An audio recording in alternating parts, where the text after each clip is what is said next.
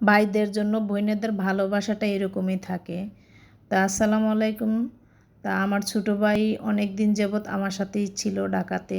তো এখন গ্রামে চলে গেছে, কারণ গ্রামে একটা ছোটোখাটো একটা ও দোকান দিছে, সে দোকানের জন্য গ্রামে চলে গেছে।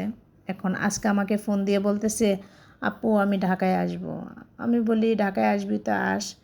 তো কিছু কেনাকাটা করার জন্য ঢাকায় আসতেছে, কারণ ও আমাকে ফোন দিয়ে বলতেছে যে আপু কিছু রান্না টান্না করে রেখো আমার জন্য, কারণ ও আমার হাতের রান্নাটা খুবই পছন্দ করে, কারণ আমার একমাত্র ছোটো ভাই।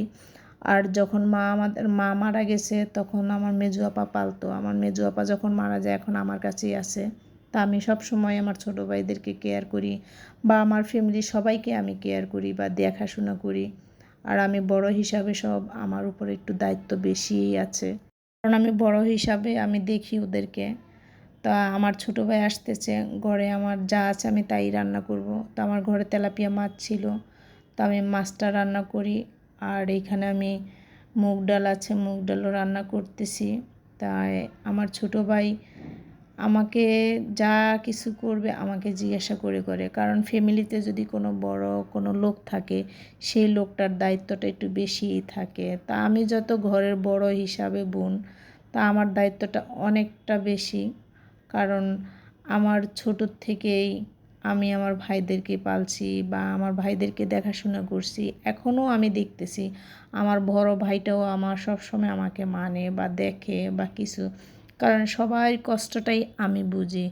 তাই সবার কষ্টটা যে বুঝবো তার কষ্টটা তো অন্যজনে বুঝতে পারবো না, আর অন্যজনে বুঝতেও দেয় না।